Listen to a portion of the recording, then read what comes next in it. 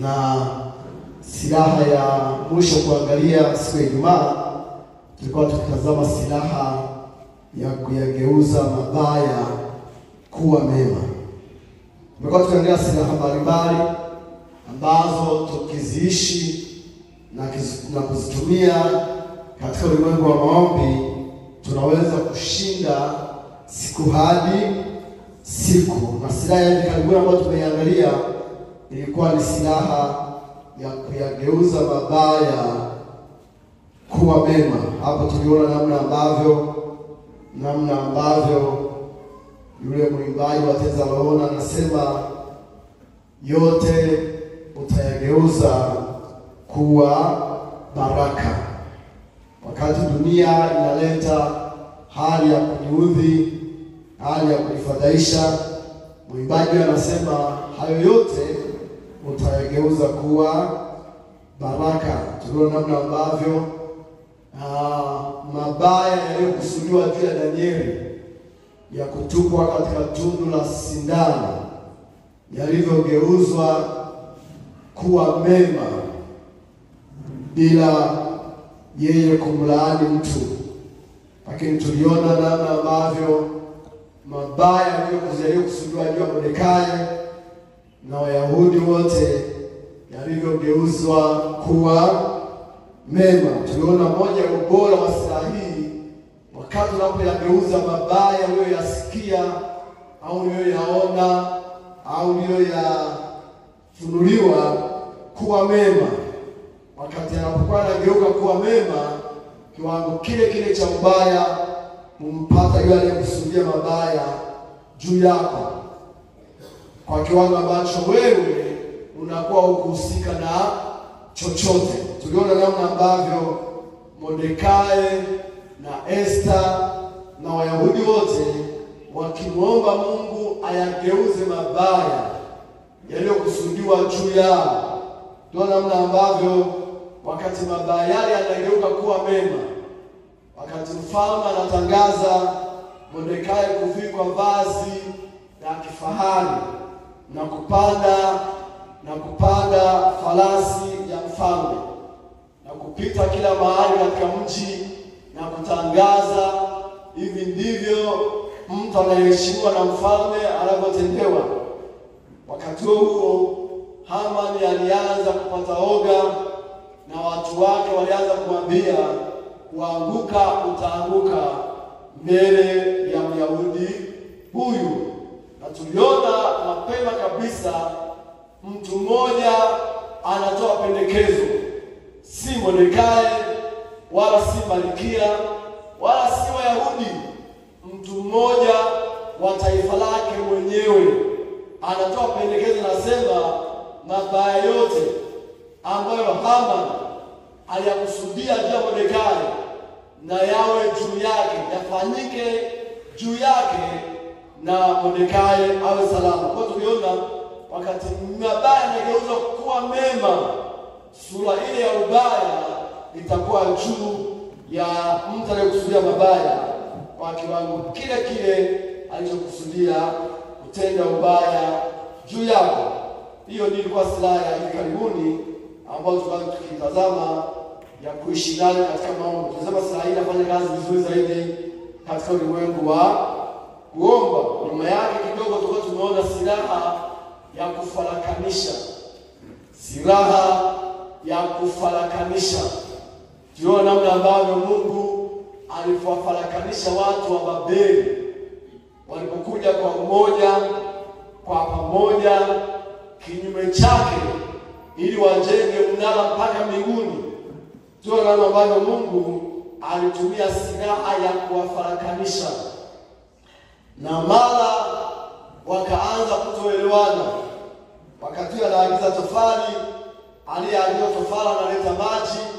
Wakati aliyeagiza maji, aliyeagizwa maji analeta udongo.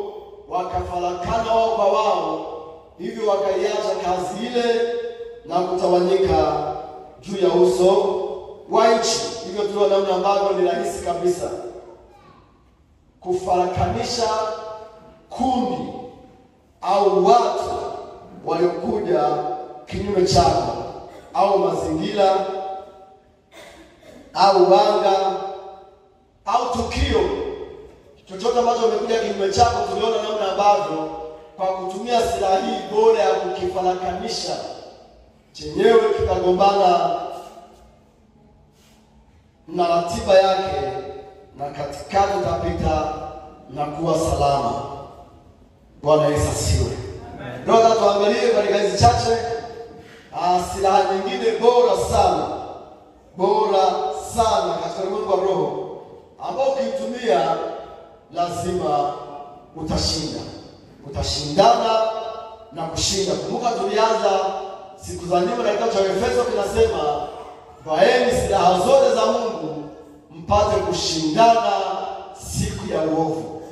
Kwa hiyo silaha hizi ni za Mungu na hatuna haja ya kuogopa kuzitumia, wala hatuna haja ya kufadhaika ziletapo matokeo.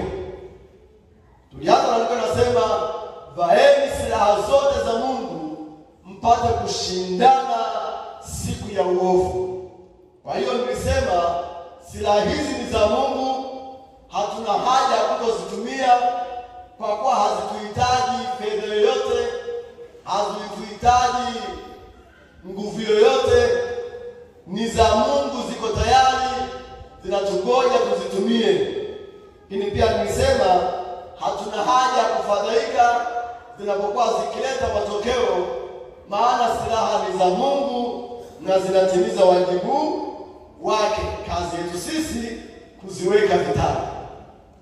Kazi yetu sisi kuziweka vitani ili tukishindana tupate kushinda. Kama ilivyoandikwa, watashindana lakini hawatashinda. Kama tulivyoona, taifa mbili zikashindana, Yakobo akashinda toka tumboni mwa mama yake. Kwa tuna haja ya kushindana na kushinda. Tunashindaje? Ni lazima tuzivae silaha za Mungu, na tumekuwa tukiziona silaha mbali, silaha za amani, silaha za matendo mema, silaha za damu ya Yesu Kristo na kadhalika. Leo naweza kusema silaha ya ukiri, au naweza kusema silaha ya maneno. Lakini ukiwa unaitumia silaha hii, lugha bora ni silaha ya matamko au matangazo. Silaha ya matamko au matangazo. Japokuwa tunaweza kusema silaha ya maneno, silaha ya ukiri. Lakini ukiwa katika vita, lugha sahihi au lugha nzuri ni silaha ya matamko, kutoa matamko. Silaha ya matamko maana yake kuyatoa matamko au kutangaza. Hii ni silaha ambayo imetumika toka mwanzo. Mungu aliitumia silaha ya matamko au silaha ya matangazo. Hakuna chochote ambacho Mungu alikifanya bila kutoa tamko au bila kutangaza. Ndio maana kule mbinguni kuna kundi la malaika, kazi yake kuleta habari, kazi yake kutangaza, kazi yake kuwa wasemaji wa mbinguni. Katiba nyingi za nchi ambazo nimewahi kuzipitia na kuzisikia, wizara nyingi zina wasemaji wao. Ikulu zote zina wasemaji. Wakuu wote wa nchi wana wasemaji wao. Maana yake hii ni kitu cha msingi sana. Na hawa wasemaji kazi yao ni kubwa. Moja ni kukanusha mabaya yaliyosemwa juu ya serikali na kutangaza mema yanayotendwa na serikali. Hawa wasemaji kazi yao ni rahisi, ni kukanusha habari mbaya zinazosemwa juu ya timu ya Yanga, halafu na kusema habari nzuri juu ya timu ya Yanga. Kazi hii huwa ni rahisi sana.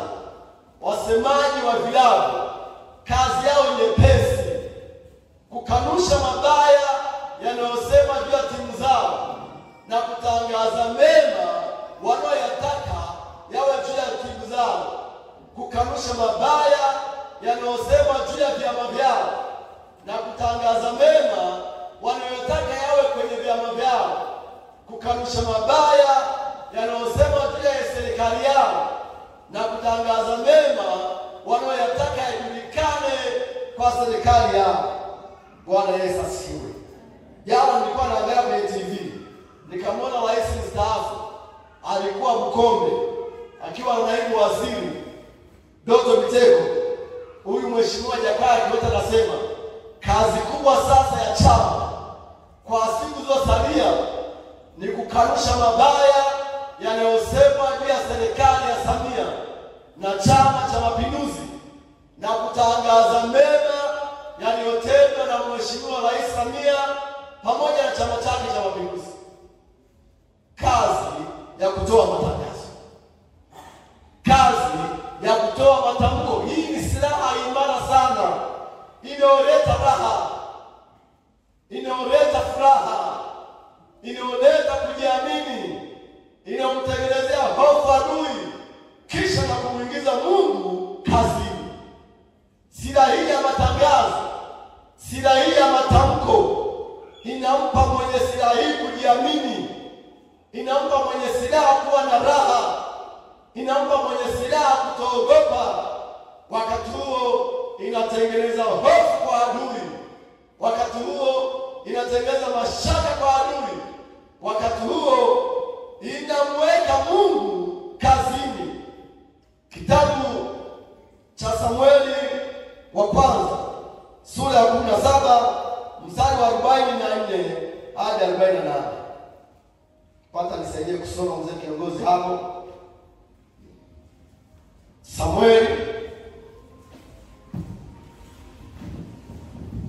Samueli wa kwanza 17:44-48. Neno la Mungu linasema, Mfilisti akamwambia Daudi, njoo huku kwangu, nyama yako nitawapa ndege wa angani, na wanyama wa mwituni. Ndipo Daudi akamwambia yule Mfilisti, wewe unanijia mimi na upanga, na fumo na mkuki, bali mimi ninakujia wewe kwa jina la Bwana, wa majeshi, Mungu wa majeshi ya Israeli uliowatoa. Siku hii ya leo Bwana atakuua mkononi mwangu, nami nitakupiga na kukuondolea kichwa chako, nami leo nitawapa ndege wa angani na wanyama wa nchi, mizoga ya majeshi ya Wafilisti, ili kwamba dunia nzima wajue ya kuwa yuko Mungu katika Israeli. Nao jamii ya watu wote pia wajue ya kwamba Bwana haokoi kwa upanga wala kwa mkuki, maana vita ni vya Bwana, naye atawatia ninyi mikononi mwetu. Hebu soma mstari wa juu kidogo pale tulipoanzia. 44. Juu ya 40. Anza 42. Neno la Mungu linasema, hata Mfilisti alipotazama huko na huko, akamwona Daudi akamdharau, kwa kuwa ni kijana tu, mwekundu, tena ana sura nzuri. Mfilisti akamwambia Daudi, je, mimi ni mbwa hata umenijia kwa fimbo? Mfilisti akamlaani Daudi, Mfilisti akamlaani Daudi kwa miungu yake.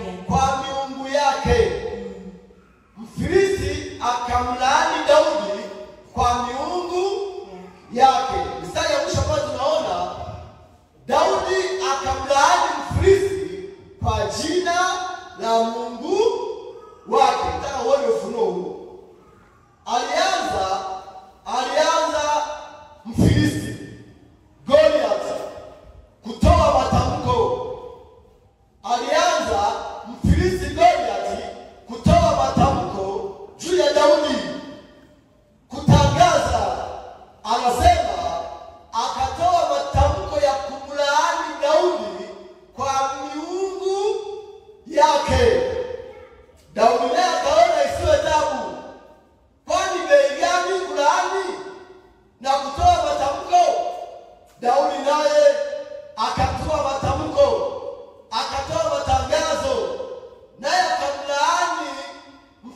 Mfilisti huyu Goliati kwa jina la Mungu wake. Bwana Yesu asiwe. Nataka nikuonyeshe ufunuo kidogo ama mtaendelea mbele. Matamko yoyote yanayotolewa na mtu aliyedhamiria kuyafanya matamko hayo kuwa silaha ni lazima yaambatane na nguvu ya miungu yake. Matamko yote yanayotolewa na mtu ambaye amedhamiria kufanya matamko kuwa silaha yake ya vita ni lazima yatathibitishwa matamko haya na miungu yake. Na hivyo Goliathi anasema akamlaani Daudi kwa miungu yake. Maana yake akatoa matamko ambayo anataka miungu yake iyathibitishe katika ulimwengu wa roho, kisha yawe matokeo katika ulimwengu wa mwili. Daudi naye akatoa matamko, akatoa matangazo dhidi ya Wafilisti ambayo anataka Mungu wake yathibitishe katika ulimwengu wa roho, yatokee katika ulimwengu wa mwili. Kwa hiyo mtu yeyote anayetumia silaha hii ya kutoa matamko inategemea kiwango cha nguvu ya Mungu wake anavyoyathibitisha mambo hayo na kuyawekea muhuri katika ulimwengu wa roho ili yatokee katika ulimwengu wa mwili. Ndio maana silaha hii ni bora kuitumia wakati wa kuomba, kwa kuwa wakati wa kuomba watu wengi wanakuwa na nguvu katika Bwana kuliko wakati wa kuongea. Katika kuomba watu wengi wanakuwa wamejipanga vizuri zaidi katika ulimwengu wa kuwa na Mungu kuliko wakati wa mazungumzo. Sasa Mfilisti huyu anamtamkia Daudi.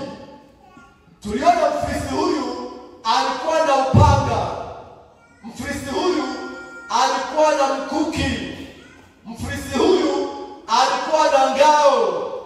Zaidi ya yote, Mfilisti huyu alikuwa na askari wake ambaye amembebea silaha za ziada, silaha za ziada, ili akitupa mkuki wa kwanza kavunjika, apate mkuki wa pili katika mkono mbeba silaha zake.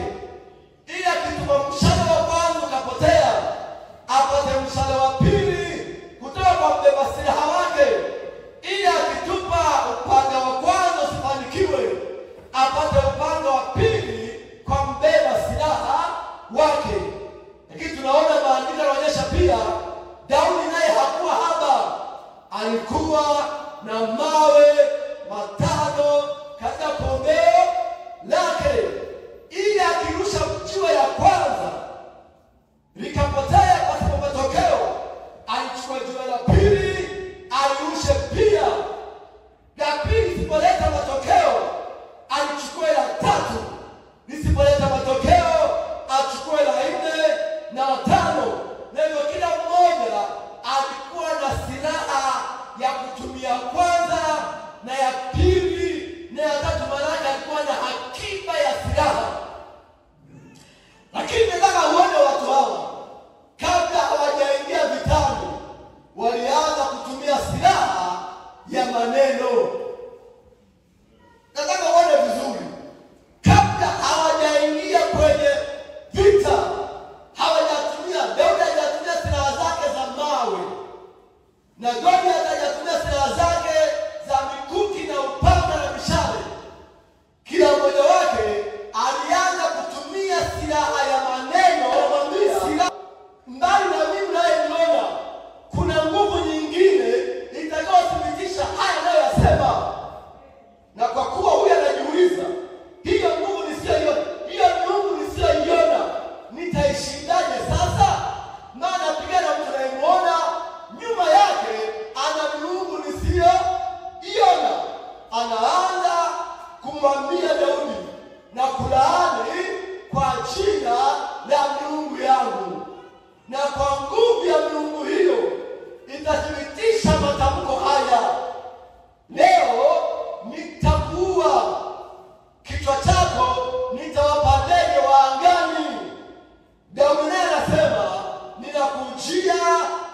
jina la Bwana wa majeshi na Mungu wa Israeli uliyetokana majeshi yake.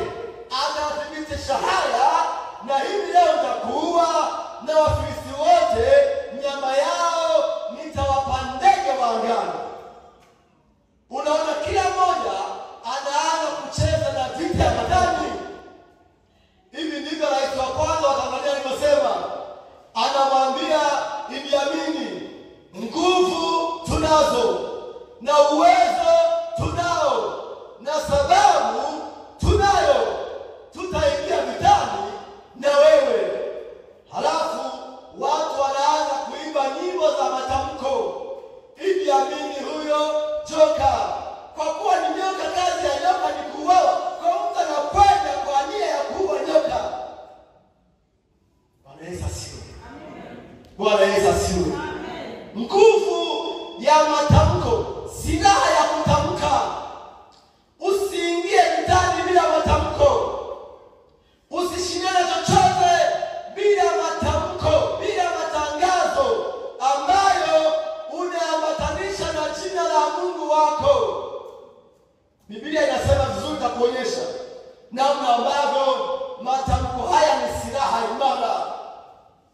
Kwa hiyo unaweza kuona vita kubwa kama hii kati ya Israeli na Wafilisti inaamuliwa kwanza na matamko, inaamuliwa kwanza na matangazo. Kabla hujaenda kazini, tangaza. Kabla hujafungua duka lako, toa matamko. Kwa kuwa usiku kuna watu walipita katika njia ile, wakatoa matamko kwa jina la Mungu yao. Kama hujafungua duka lako, toa matamko kwa jina la Mungu wako.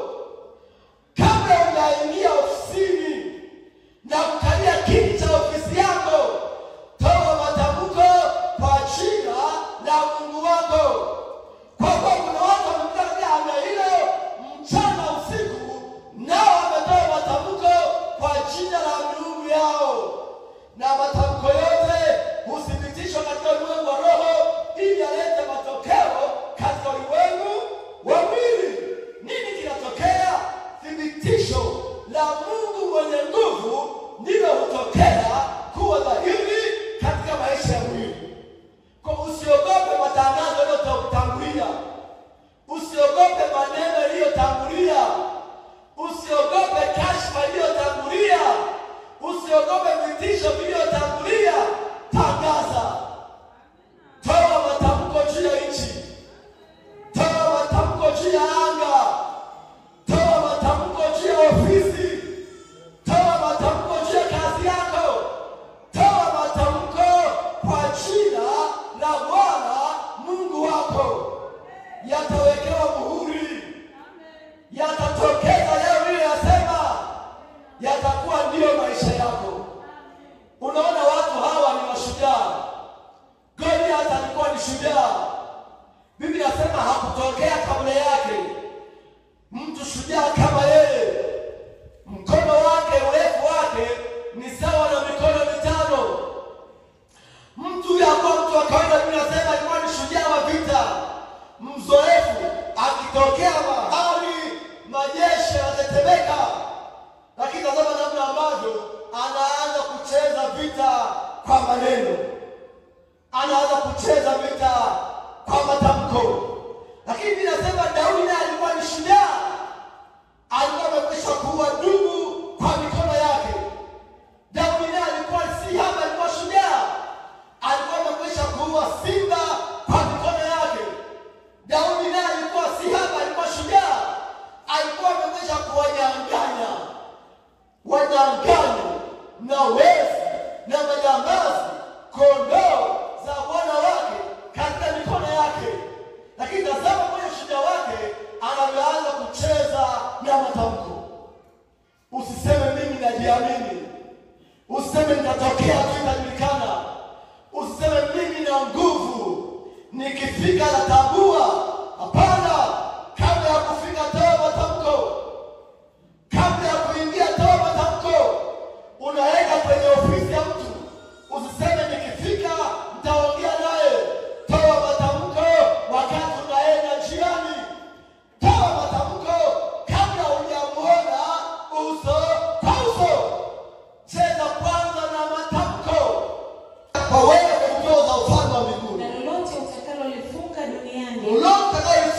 duniani litakuwa limefungwa mbinguni. Na lolote utakalolifungua duniani litakuwa limefunguliwa mbinguni. Mungu anamwambia Petero, kabla ya chochote fanya matamko.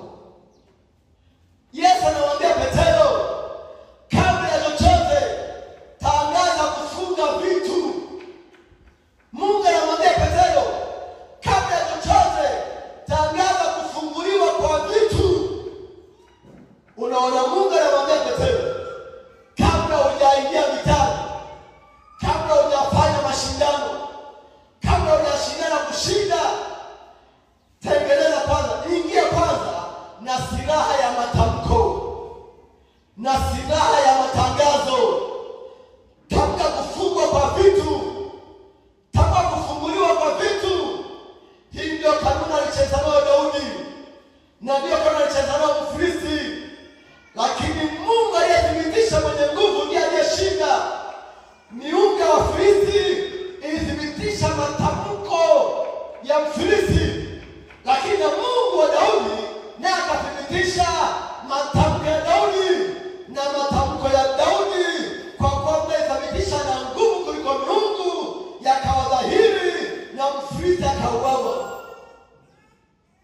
Tazama, nataka kusema, unapotamka kitu kwa jina la Yesu, unapotamka neno kwa jina la Yesu Kristo, unapotamka kitu kwa jina la Yesu, umetamka neno. Unaposema kwa jina la Yesu Kristo, adui yangu ataanguka mbele ya macho yangu. Ulichokifanya kwa kuwa umesema kwa jina la Yesu, umelitamka neno. Unapotamka chochote kwa jina la Yesu, unapofunga chochote kwa jina la Yesu, unapofungua chochote kwa jina la Yesu, umelitamka neno. Hebu nisomee Yohana 1 mstari wa kwanza, tukasoma mstari wa 14. Yohana 1 sura ya kwanza mstari wa kwanza, tukasoma 14. Neno la Mungu linasema, hapo mwanzo kulikuwako neno. Hapo mwanzo kulikuwako neno. Naye neno alikuwako kwa Mungu. Naye neno alikuwako kwa Mungu. Naye neno alikuwa Mungu. Naye neno alikuwa Mungu. Mstari wa 14. Naye neno alifanyika mwili. Naye neno alifanyika mwili. Akakaa kwetu. Akakaa kwetu. Nasi tukauona utukufu wake. Nasi tukaona utukufu wake. Utukufu kama wa mwana pekee. Utukufu kama wa mwana pekee. Atokaye kwa Baba. Atokaye kwa Baba. Amejaa neema na kweli. Amejaa neema na kweli. Kwa nini Yesu anamwambia Petero, kabla ya chochote cheza na matamko ya kufunga? Kabla ya chochote cheza na matamko ya kufungua. Kabla ya chochote tangaza kufunga vitu, na tangaza kufungua vitu. Tangaza kufunga maeneo, tangaza kufungua maeneo, tangaza kufunga anga, tangaza kufungua anga. Kwa nini Yesu Kristo anamtaka Petero kabla ya chochote afanye matangazo, afanye matamko ya kufunga kitu kimoja na kufungua kitu kingine?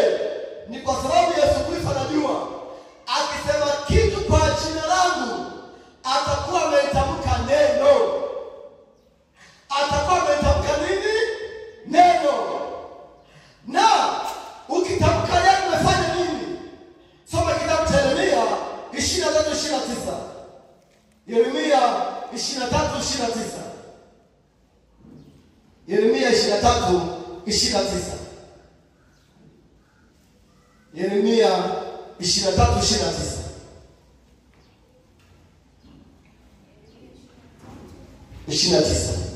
29. Neno la Mungu linasema, Je, neno langu si kama moto? Neno langu si kama moto, asema Bwana. Asema Bwana.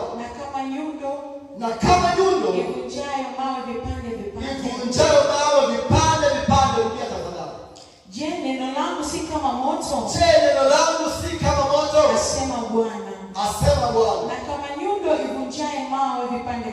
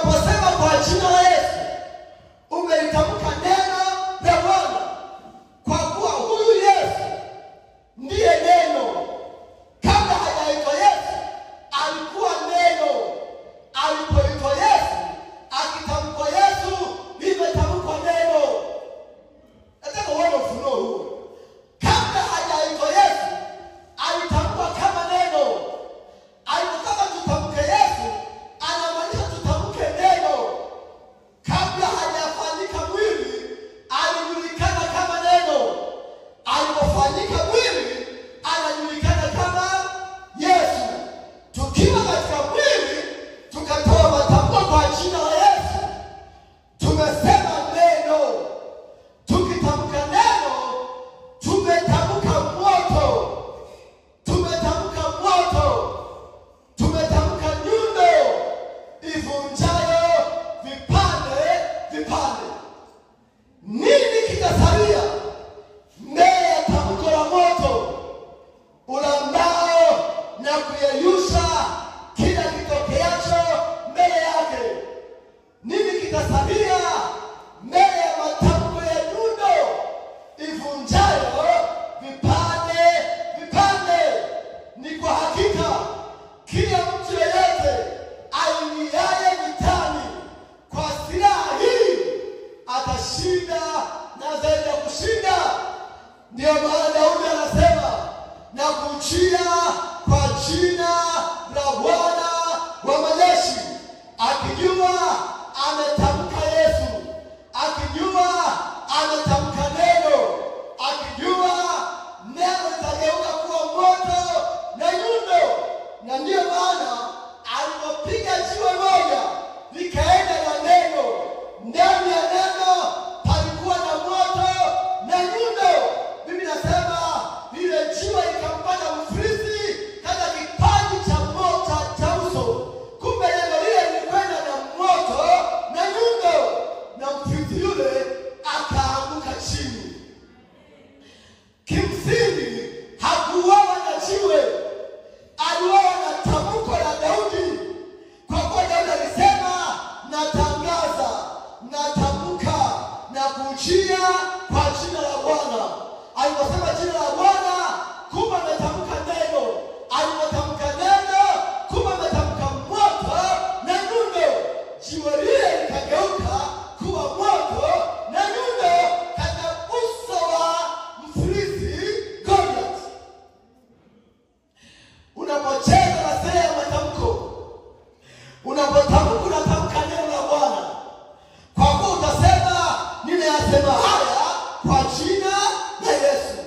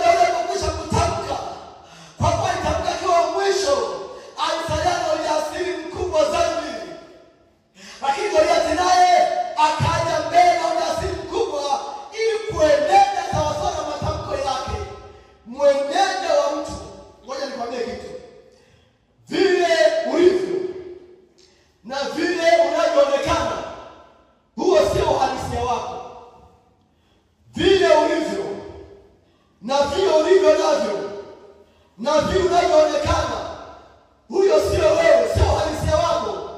Uhalisia wa mtu wewe hasa ni matamko yako. Sijui kama umeelewa vizuri. Vile mimi nilivyo na vile nilivyo navyo, huo si uhalisia wangu. Ukitaka kunijua mimi vizuri, lazima ujiridhishe juu ya matamko yangu, uwe na uhakika na matokeo yake. Bwana Yesu asifiwe. Mtu alicho nacho na vile alivyo, huyo sio yeye, wala sio uhalisia wake. Uhalisia wa mtu ni matamko yake. Uhalisia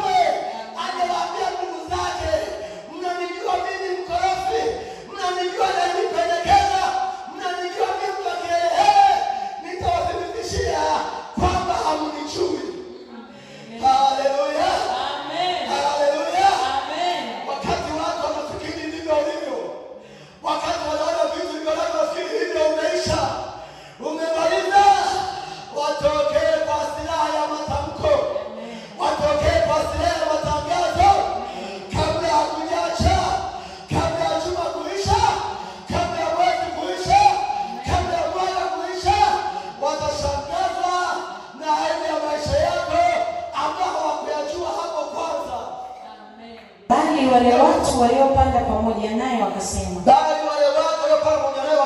hatuwezi kupanda tupigane na watu hawa, kwa maana wana nguvu kuliko sisi. Wakawaletea wana wa Israeli habari mbaya ya ile nchi walioipeleleza.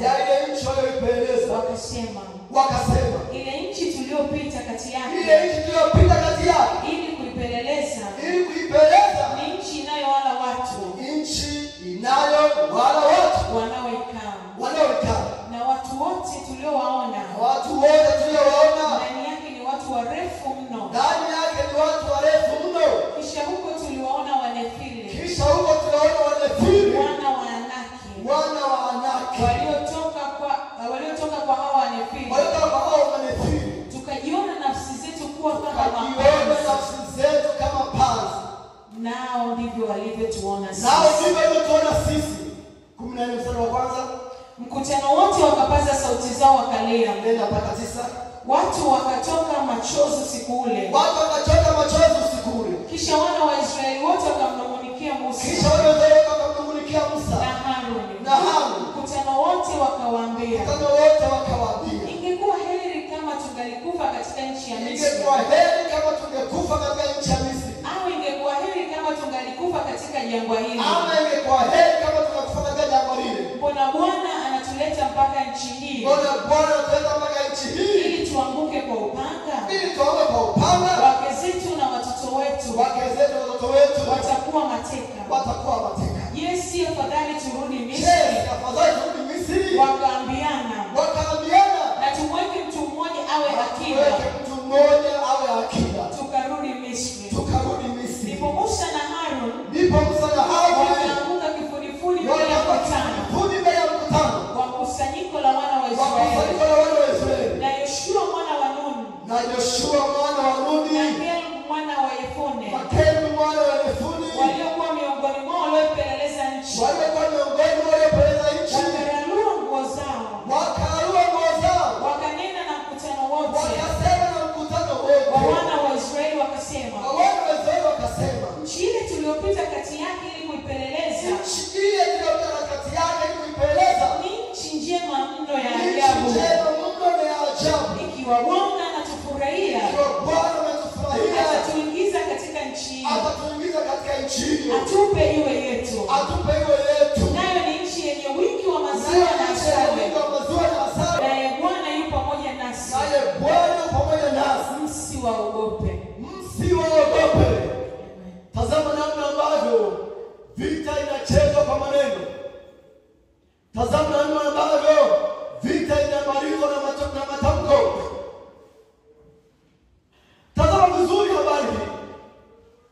Wana wa Israeli wakiongozwa na Musa na Joshua, Biblia inasema ilifika mahali ili waendelee mbele wanahitaji habari za nchi ile na habari za watu wa nchi ile.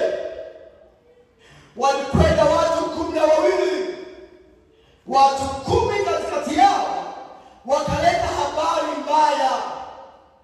Walipoleta habari mbaya katika masikio ya wana wa Israeli, Biblia inasema wana wa Israeli wote wakafa moyo, wote wakala mavazi yao, wakatamani kufa kuliko kuishi. Yoshua na Caleb wakaona vita hii imekwisha, tumeshindwa kabla hatujaingia Kanaani, tumeshindwa kabla ya kupigana vita. Maana silaha ya maneno mabaya, silaha ya maneno ya kuumiza imekwisha kumaliza vita. Joshua na Caleb wakaambizana, tumeshindwa kabla hatujapigana, tumeshindwa kabla tuingia katika nchi ile, tumeshindwa kabla tutamwona Bwana tena nini katika maisha yetu. Kwa kuwa silaha ya maneno, kwa kuwa silaha ya matamko, kwa kuwa silaha ya matangazo, kwa kuwa silaha ya habari njema, ya habari mbaya iliyosikika masikioni mwa wana wa Israeli imemaliza mchezo wa vita. Israeli yote imezimia, Israeli yote imechoka, imekata tamaa,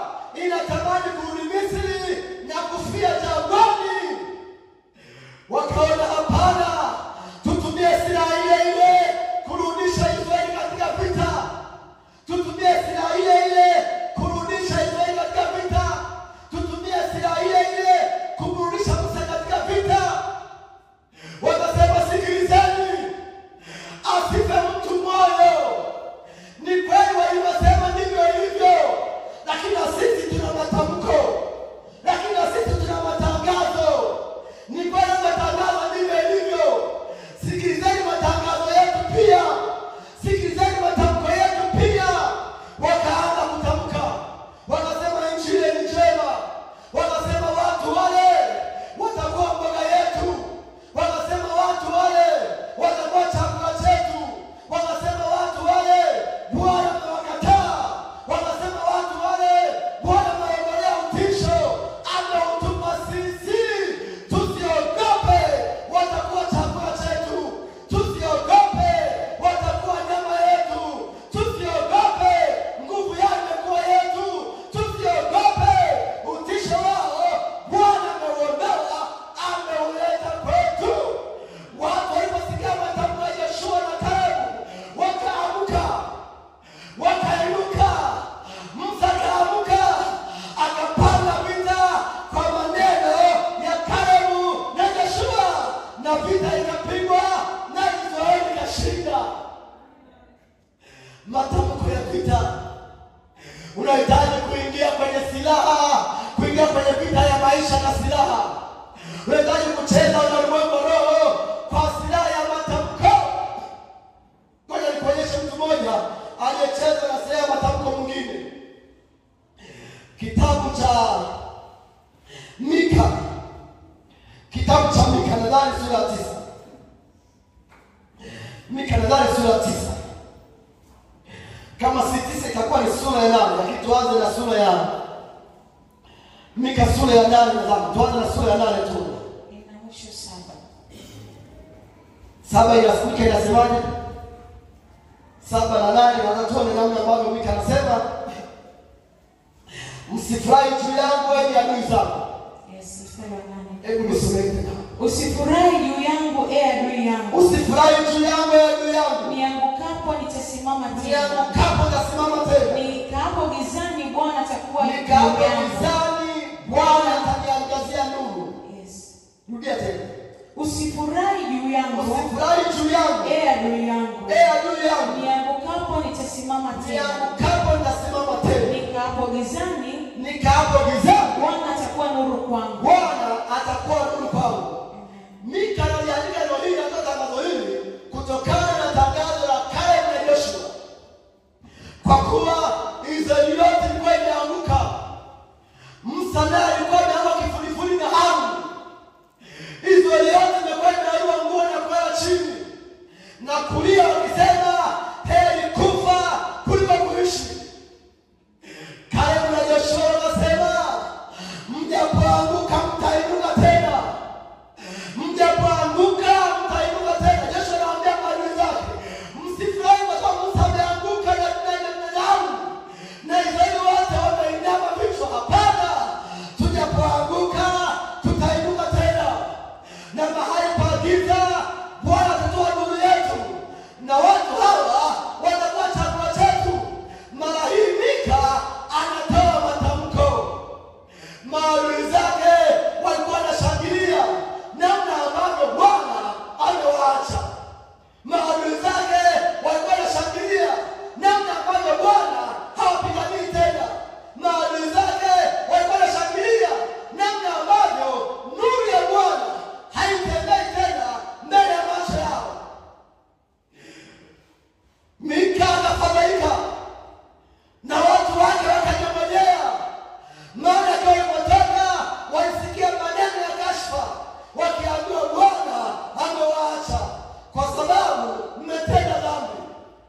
Bwana amewaacha kwa sababu ya maovu yenu.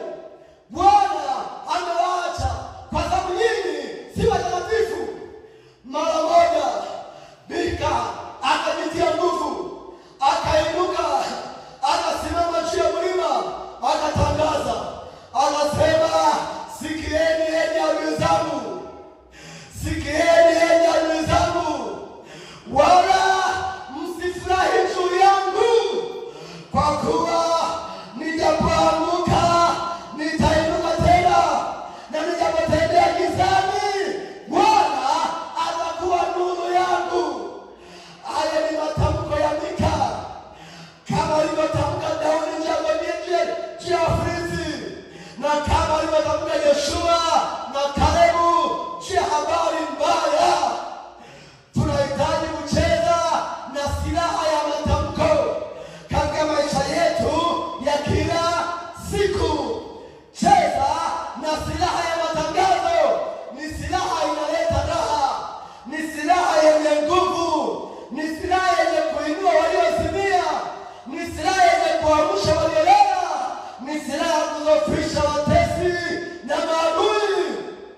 Tusimame watu wa sikiliza. Katika maisha ya leo kuna habari mbaya, katika maisha ya mashamba, katika maisha ya mifugo, kila mahali huwa kuna habari mbaya. Katika maisha ya huduma kuna habari mbaya za kukatisha tamaa. Katika maisha ya biashara kuna habari mbaya za kutangaza hasara. Katika maisha ya mifugo kuna habari mbaya za wanyama kutozaa, wanyama wenye nguvu. Katika habari ya kusoma kuna habari mbaya ya kushinda mitihani. Katika habari ya ajira kuna habari mbaya ya kukosa kazi. Katika kila mahali kuna habari mbaya. Mika anasema, sikiliza adui zangu. Joshua anasema, hii habari mbaya isiwayushe moyo, isiwavunje moyo. Tunaye Mungu, tunaye Bwana, atatushindia, atageuza habari mbaya kuwa habari njema. Katika kitabu kimoja, katika andiko moja inashangaza. Kuna andiko moja inasema, kila silaha itakayofanyika juu yako haitafanikiwa, na kila ulimi utakao kuhukumu utahukumu kuwa mkosa. Hii ni habari ya kutangaza. Silaha hutengenezwa kwa matangazo juu ya watu kadha wa kadha.